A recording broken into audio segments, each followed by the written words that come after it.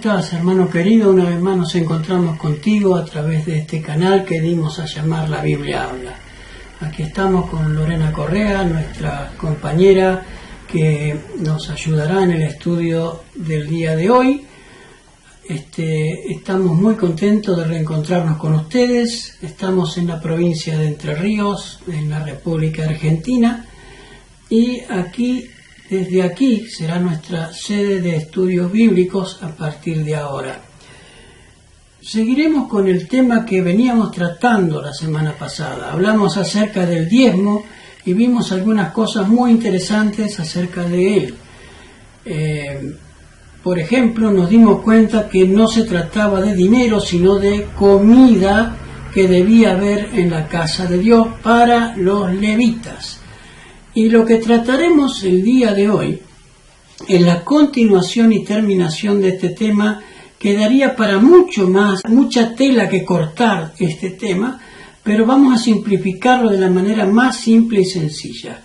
Nos dirigiremos simplemente al Nuevo Testamento y qué es del diezmo en el Nuevo Testamento, y veremos en la historia algo sorprendente que muchos no saben de la verdadera razón de por qué.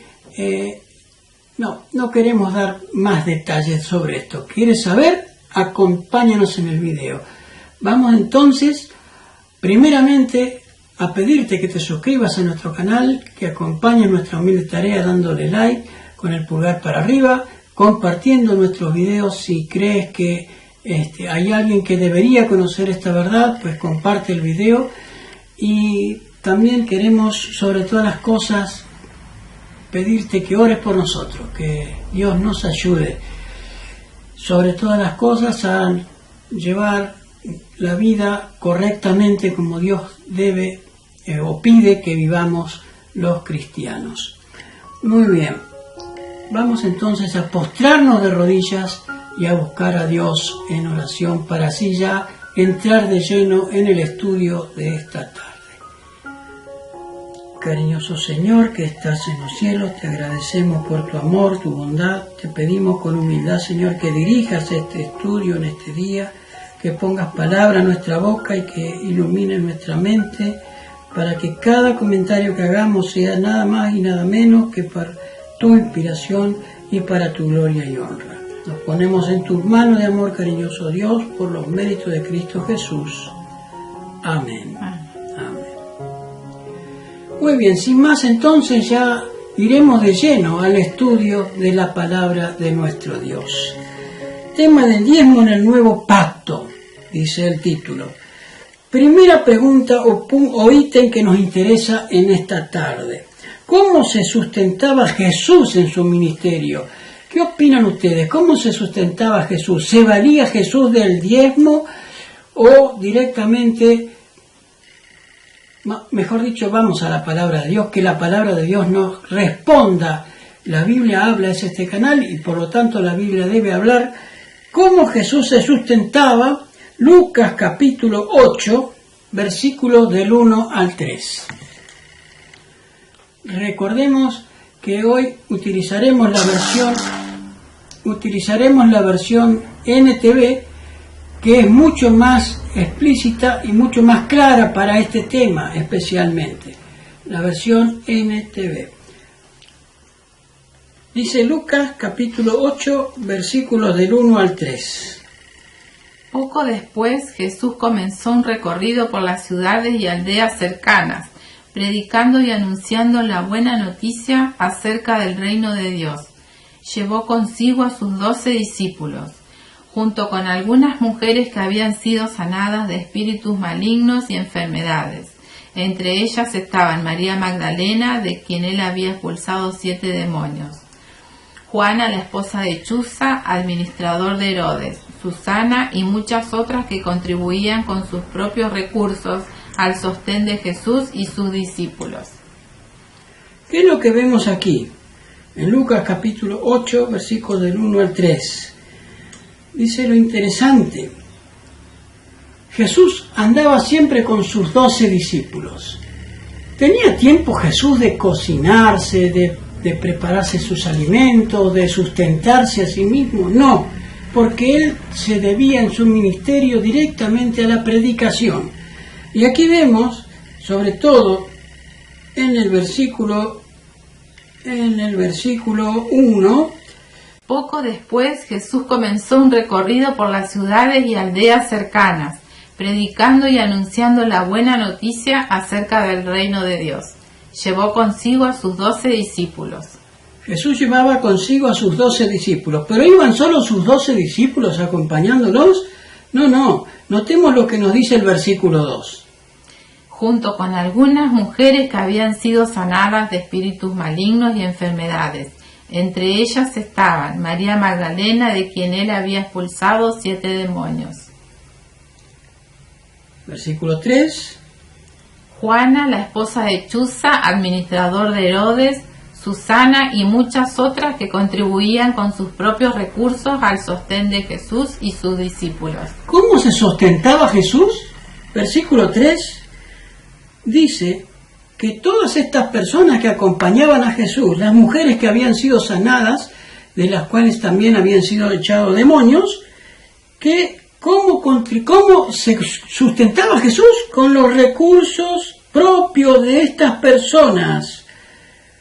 Eso era lo que Jesús utilizaba. Jesús nunca se valió del diezmo, porque la ley decía que el diezmo era para los levitas. Y Jesús no era de la tribu de Leví, sino de la tribu de Judá. Por lo tanto, no era el derecho de él valerse de los diezmos. No pedía Jesús diezmos. Eso es lo que quiero que quedemos, debe quedar bien en claro. ¿Por qué? Porque la iglesia cristiana se sustentaba del mismo modo. Y eso es lo que veremos en el estudio de hoy. La iglesia primitiva no se valía de los diezmos, que eran solamente para los levitas que oficiaban en el templo. Como se lo había dado Dios a Moisés, del mismo modo se utilizó hasta el año 70 en la era cristiana. Punto número 2. Los discípulos y Pablo. ¿Cómo se sustentaban? Veamos el caso de Pablo. En este caso, primeramente vamos a ver el caso de Pablo. Dice, en su primer viaje misionero, como no era reconocido, trabajó haciendo sus propias tiendas para sustentarse y a la vez predicar. ¿Dónde dice eso? Hechos, capítulo 18, versículos del 1 al 3. Después Pablo salió de Atenas y fue a Corinto. Allí conoció a un judío llamado Aquila, nacido en la región del Ponto, quien estaba recién llegado de Italia junto con su esposa, Priscila. Habían salido de Italia cuando Claudio César deportó de Roma a todos los judíos. Pablo se quedó a vivir y a trabajar con ellos, porque eran fabricantes de carpas al igual que él. ¿Cómo se sustentaba Pablo en su primer viaje misionero cuando no era conocido todavía por nadie? A través del trabajo de sus manos. Fabricaban carpas, al igual que los que estaban con él. Es interesante, hermano. Es interesante. Tampoco Pablo se valía del diezmo. Pero sigamos el estudio con más atención. Dice, cuando ya levantó iglesia, ¿cómo se sustentaba él? Primera de Corintios 16, versículos del 1 al 3. Ahora bien, consideremos la pregunta acerca del dinero que se está juntando para el pueblo de Dios en Jerusalén. Deberían seguir el mismo procedimiento que les di a las iglesias de Galacia. El primer día de cada semana, cada uno debería separar una parte del dinero que ha ganado. No esperen hasta que yo llegue para luego tratar de reunirlo todo de golpe. Cuando yo vaya, escribiré cartas de recomendación para los mensajeros que ustedes escojan como encargados de entregar su ofrenda en Jerusalén. ¿Encargados de entregar qué decía allí? Su ofrenda en Jerusalén. Sus ofrendas. Mis hermanos, la iglesia primitiva se valía también de las ofrendas voluntarias de la gente, de lo que cada uno sentía en su corazón. De eso vivían los discípulos y Pablo, como Jesús también vivió de eso, no se valieron del diezmo para nada, porque ellos tenían bien claro que el diezmo solamente era utilizado para la mantención de los levitas, de los que trabajaban y oficiaban en el templo. Nunca ellos pidieron diezmos, ellos se valían de las ofrendas. Veamos lo que nos sigue diciendo el cuestionario. Dice, comparemos esto con 1 de Corintios, capítulo 9, del 1 al 7. ¿Acaso no soy tan libre como cualquier otro? ¿No soy apóstol? ¿No he visto a Jesús nuestro Señor con mis propios ojos? ¿No es gracias a mi trabajo que ustedes pertenecen al Señor? Aunque otros piensen que no soy apóstol, ciertamente para ustedes lo soy. Ustedes mismos son la prueba de que soy apóstol del Señor. Esta es mi respuesta a los que cuestionan mi autoridad. ¿Acaso no tenemos derecho de hospedarnos con ustedes y compartir sus comidas? ¿No tenemos derecho a llevar con nosotros a una esposa cristiana como la hacen los demás apóstoles y los hermanos del Señor y como lo hace Pedro? ¿O Bernabé y yo somos los únicos que tenemos que trabajar para sostenernos? ¿Qué soldado tiene que pagar sus propios gastos? ¿Qué agricultor planta un viñedo y no tiene derecho a comer de su fruto? ¿A qué pastor que cuida de su rebaño de ovejas no se le permite beber un poco de la leche? Aquí Pablo estaba haciendo defensa de su ministerio, porque los corintios lo defenestaban, decían que no era un verdadero apóstol, pero Pablo hace defensa de su apostolado y dice unas cosas muy interesantes. En el versículo 4 dice, ¿acaso no tenemos derecho de hospedarnos con ustedes y compartir sus comidas? ¿No tenemos derecho a llevar con nosotros a nuestras esposas cristianas como lo hacen los demás apóstoles y los hermanos del Señor como lo hace Pedro? ¿O Bernabé y yo somos los únicos que tenemos que trabajar para sostenernos? Pablo estaba pidiendo ayuda para su ministerio, pero no estaba pidiendo diezmos, estaba pidiendo ofrendas, no pedía el diezmo. No tenemos derecho nosotros como apóstoles a compartir sus comidas como también lo hacían en las demás iglesias en Jerusalén, que todos compartían todo. Pablo hacía defensa de su ministerio, pero también nos da pauta para comprender ¿qué cosa? Que los hermanos también debían compartir sus alimentos con los que participaban de la predicación del Evangelio. Eso debía ser sostenido por la alimentación de cada uno. O sea, yo te invito a mi casa y te doy de comer.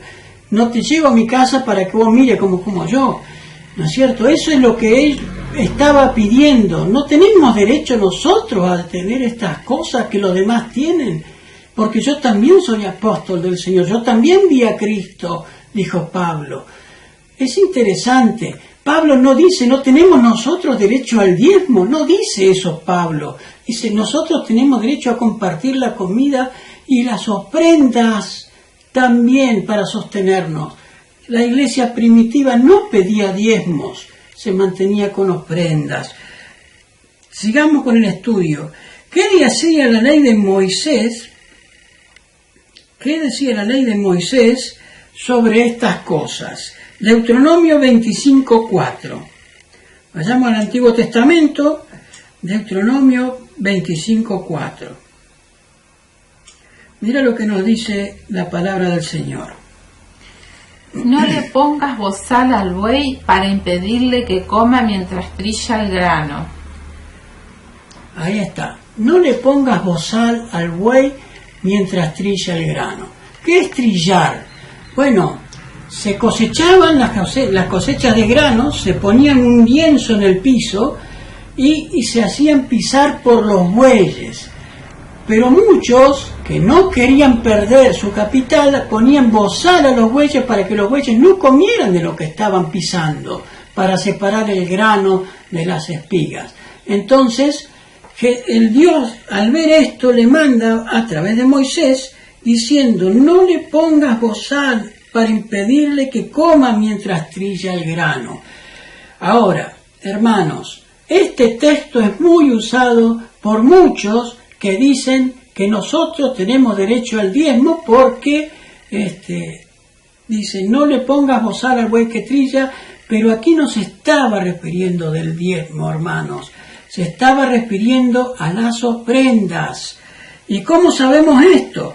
Pues vayamos a Primera de Corintios 9, del 9 al 11. Vayamos de nuevo a Primera de Corintios 9, del 9 al 11, y allí veremos la respuesta de Pablo a este texto mal interpretado y mal intencionado. Primera de Corintios 9, 9 al 11. Dice así: Porque la ley de Moisés dice, no le pongas bozal al buey para impedirle que coma mientras trilla el grano. ¿Acaso pensaba Dios únicamente en bueyes cuando dijo eso? ¿No nos hablaba a nosotros en realidad? Claro que sí, se escribió para nosotros, a fin de que tanto el que ara como el que trilla el grano puedan esperar una porción de la cosecha. Ya que hemos plantado la semilla espiritual entre ustedes, ¿no tenemos derecho a cosechar el alimento y la bebida material? Dice el versículo 12: Si ustedes sostienen a otros que les predican, ¿no deberíamos tener nosotros aún mayor derecho a que nos sostengan? Pero nunca nos hemos valido de ese derecho. Preferiríamos soportar cualquier cosa antes que ser un obstáculo a la buena noticia acerca de Cristo. Versículo 13 dice: ¿no se dan cuenta de los que trabajan en el templo, obtienen sus alimentos de las ofrendas que se llevan al templo? Y los que sirven en el altar reciben una porción de lo que se ofrece como sacrificio. Del mismo modo el Señor ordenó que los que predican la buena noticia sean sostenidos por los que reciben beneficio del mensaje. Sin embargo, yo jamás me he valido, versículo 15, de ninguno de estos derechos. Y no escribo esto para sugerir que es mi deseo comenzar a hacerlo ahora. De hecho, preferiría morir antes que perder mi derecho a jactarme de predicar sin cobrar. Es interesante. Pablo estaba hablando de esto, a exigir su derecho como apóstol, pero él dijo: yo no quiero ser mantenido, yo no quiero ser un mantenido. Por eso él trabajaba haciendo carpas para ayudar a la obra. Él era de sostén propio, no se valía de las ofrendas de los hermanos, pero sí tenía derecho a hacerlo, porque también él era apóstol del Señor Jesús. Él era apóstol de Dios, por lo tanto tenía derecho, pero él jamás quiso valerse de ese derecho.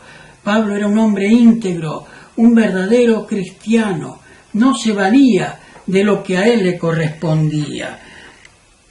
Vayamos entonces al próximo ítem. La iglesia en su primera etapa. ¿Cómo era el sostén de la iglesia en su primera etapa? Hechos capítulo 5. Notemos esto, muy interesante. Hechos capítulo 5, versículos del 1 al 9. Versículo del 1 al 9 de Hechos capítulo 5. Notemos cómo se sustentaba la iglesia en los primeros tiempos. Había cierto hombre llamado Ananías, quien junto con su esposa Zafira vendió una propiedad, y llevó solo una parte del dinero a los apóstoles, pero afirmó que era la suma total de la venta. Con el consentimiento de su esposa se quedó con el resto. Entonces Pedro le dijo: Ananías, ¿por qué has permitido que Satanás llenara tu corazón? Le mentiste al Espíritu Santo y te quedaste con una parte del dinero. La decisión de vender o no la propiedad fue tuya, y después de venderla el dinero también era tuyo para regalarlo o no. ¿Cómo pudiste hacer algo así? No nos mentiste a nosotros, sino a Dios. En cuanto Ananías oyó estas palabras, cayó al suelo y murió. Todos los que se enteraron de lo sucedido quedaron aterrados. Después unos muchachos se lo levantaron, lo envolvieron en una sábana, lo sacaron y lo enterraron. Como 3 horas más tarde entró su esposa sin saber lo que había pasado. Pedro le preguntó: ¿Fue este todo el dinero que tú y tu esposo recibieron por la venta de su terreno? Sí, contestó ella, eso fue el precio.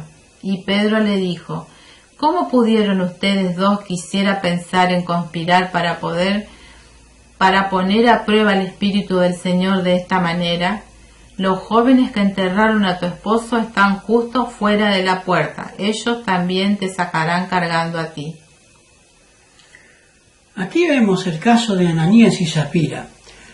Estas dos personas habían vendido su heredad, su tierra, su campo, y habían prometido dar todo el dinero a la iglesia, pero dijeron que la habían vendido por un menor valor y retuvieron parte de la ganancia de lo que habían vendido.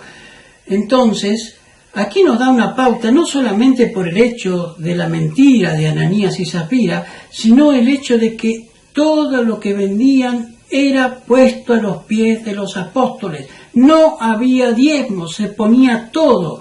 ¿Y cómo sabemos eso? Vayamos al capítulo anterior, el capítulo 4, versículo 37.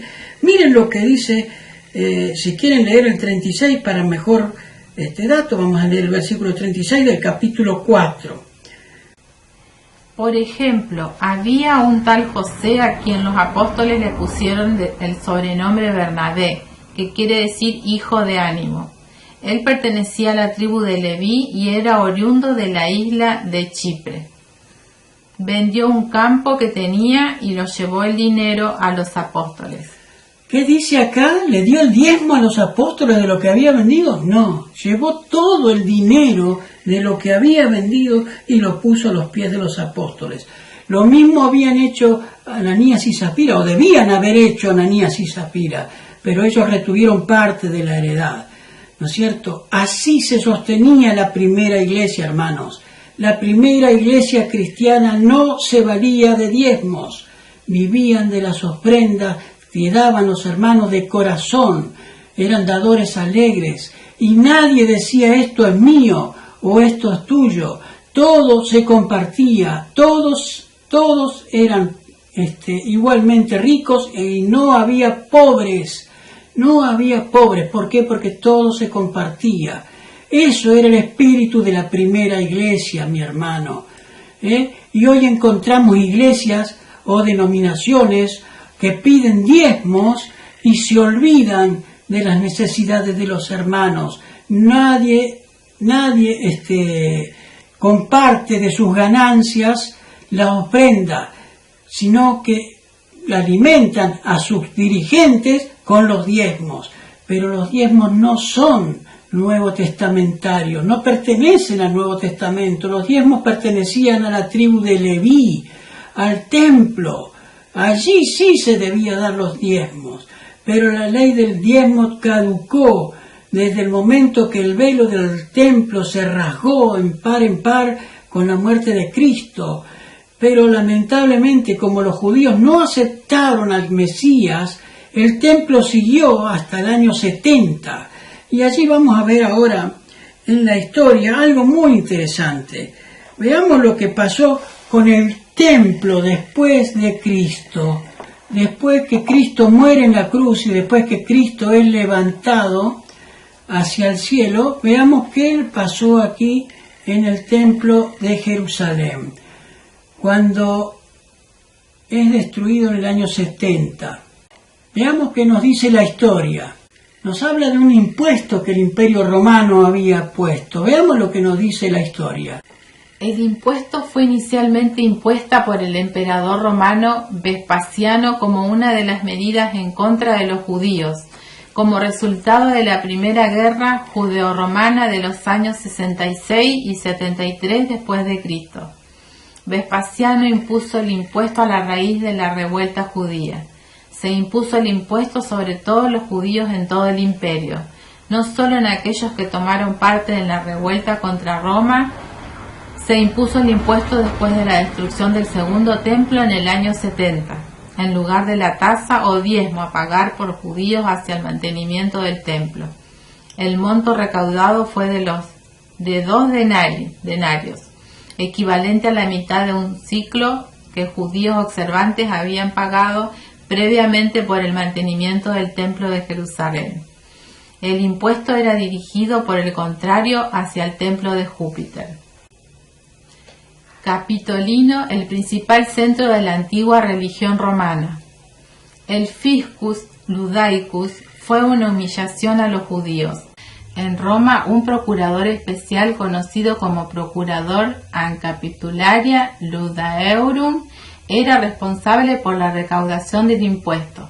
Solo los que habían abandonado el judaísmo estaban exentos de pagarla, mientras que el impuesto pagado para el templo de Jerusalén era pagado solo por hombres adultos entre las edades de 20 a 50. El Fiscus Ludaicus se impuso a todos los judíos, incluyendo mujeres, niños y ancianos, e incluso esclavos judíos. Muy bien, aquí vemos que después de la destrucción del templo, cuando el Imperio Romano retrocede en el sitio de Jerusalén, un grupo de judíos abre las puertas de la ciudad y corren detrás de los soldados romanos y matan a algunos soldados de la retaguardia. Y el emperador, por venganza a ese acto judío, les impone un impuesto que equivalía al diezmo de que los hebreos llevaban al templo.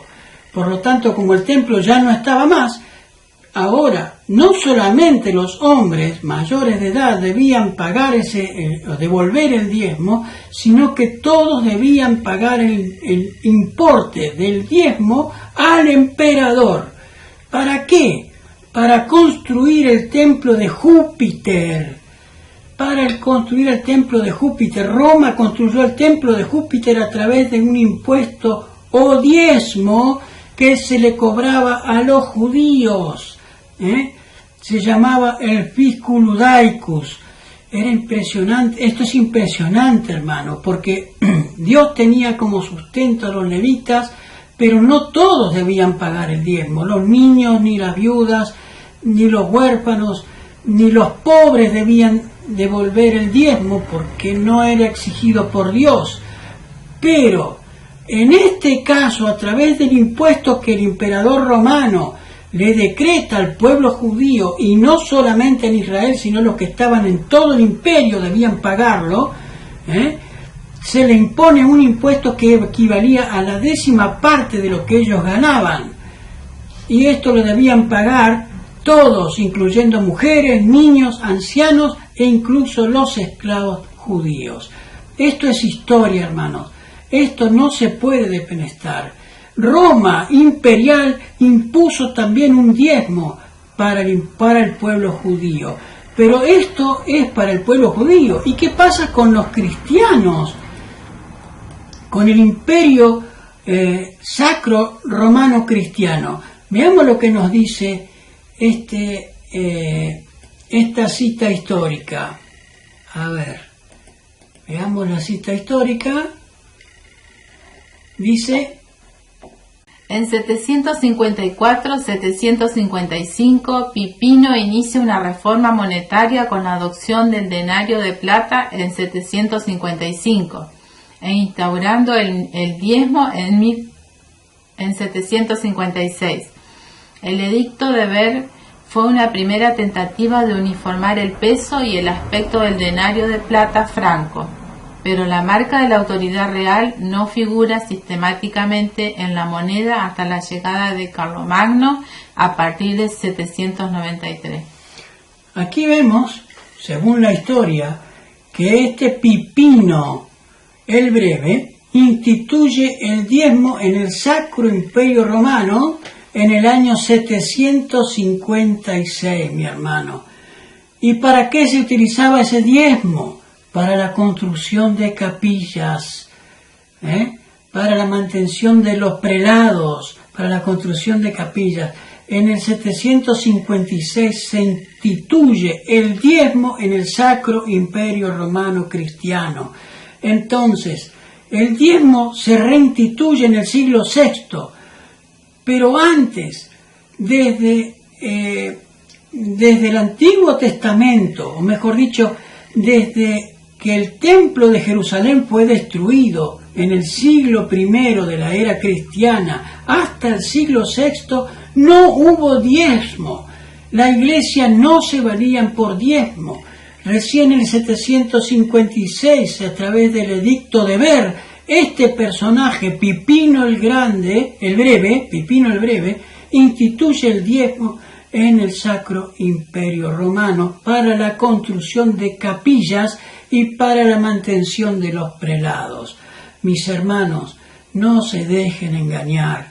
Si a ti te dicen en los estudios bíblicos que el diezmo es para sostén de la iglesia, pues dime, el diezmo no se utilizaba para sostén de la primera iglesia cristiana, vivían de las ofrendas, tanto Jesús como Pedro y los apóstoles vivían de las ofrendas, no de los diezmos que eran para la tribu de Leví. No te dejes engañar. Hoy en día no hay levitas, y aunque te dicen que nosotros somos nación santa, real sacerdocio, todavía no somos ni nación santa ni real sacerdocio. El real sacerdocio será instituido cuando el Señor venga.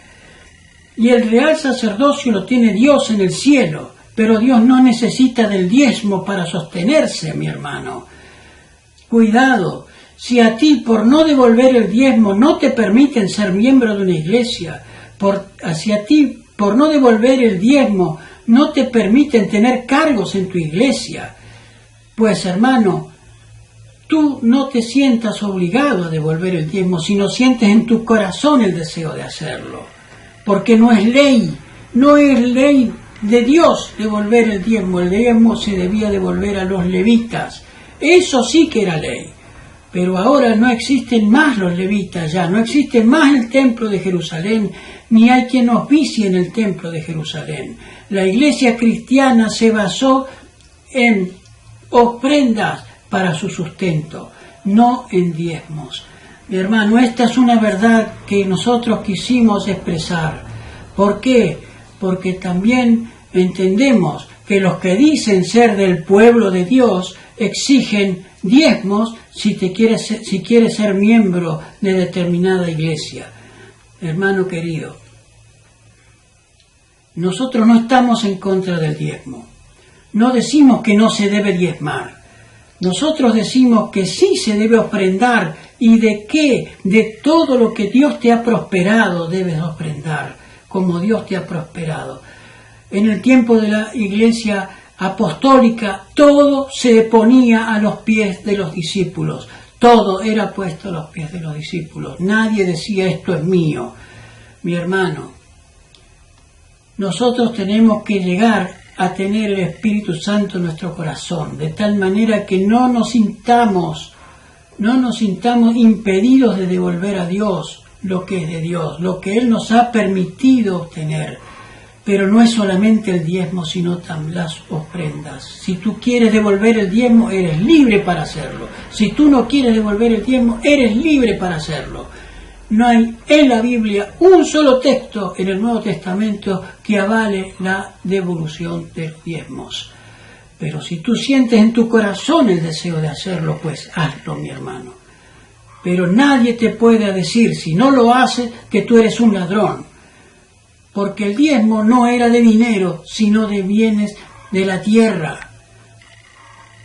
Ustedes me han robado, decía Malaquías, y utilizan ese diezmo para amedrentar a la grey. Pero no leen que el diezmo era de haya alimento en mi casa. Y probadme hoy, si no os abriré la ventana de los cielos y derramaré bendiciones hasta que sobreabunde. ¿Qué era abrir las ventanas de los cielos, mi hermano? Mandar la lluvia temprana y tardía para la fructificación de la cosecha. Tampoco te llevan a entender esos textos. Mi hermano, no te dejes engañar. Esperemos que estos textos hayan sido claros para ti. Hay mucho más para explicar de esto, pero no queremos hacer videos muy largos. Queremos darte la base, lo principal. Tú investiga, no te quedes con lo que decimos nosotros. Pero está claro que en el Nuevo Testamento no hay una sola cita que diga que ningún apóstol ni Jesús se valieron de los diezmos para sostener su ministerio. Mi hermano, esta es una verdad que no se puede refutar. Está escrita en la palabra de Dios. Por lo tanto, si está así en la palabra de Dios, Nosotros debemos acatar lo que Dios ha enseñado. Dios no nos dice que no debemos dar. Demos de corazón y seamos dadores alegres, de acuerdo con lo que Dios nos ha prosperado.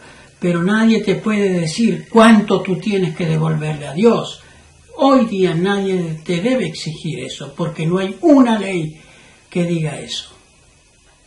Muy bien, entonces, hermano, después de haber tenido este estudio, de haber visto por la historia cuándo se instituye nuevamente el diezmo y por quién se instituye, por el Sacro Imperio Romano Cristiano y por el emperador romano,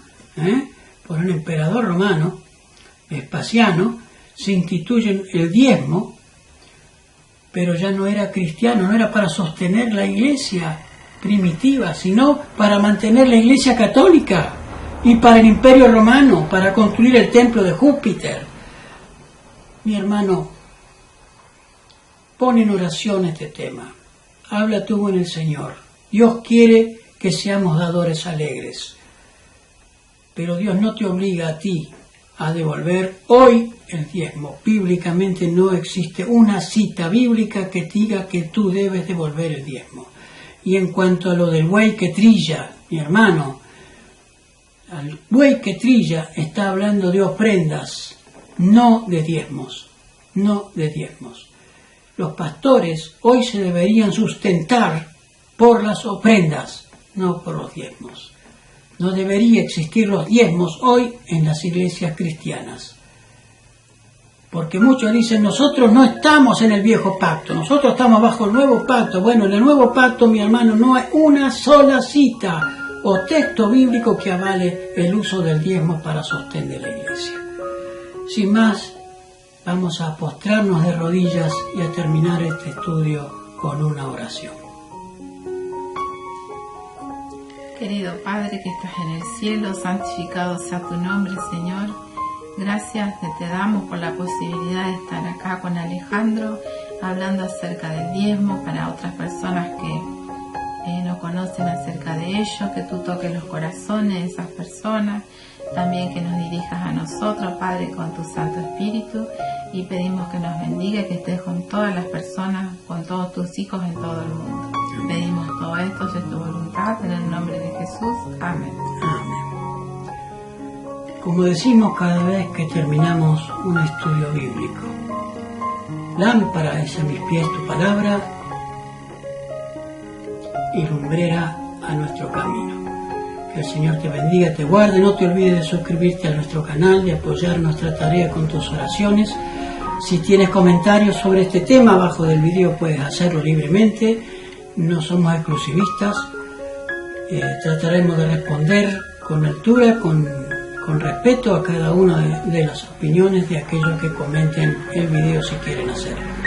Comparte nuestro video y dalo a aquellos que tú creas que lo deben conocer esta verdad.